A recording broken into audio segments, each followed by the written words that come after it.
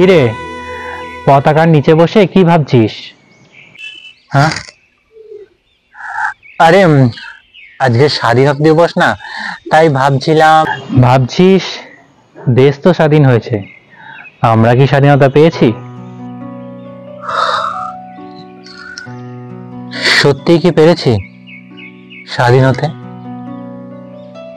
এই দেখ, ছোটবেলায় বাবা মার শাসনে পরাধীন, তারপরে স্কুলে স্যার ম্যাডাম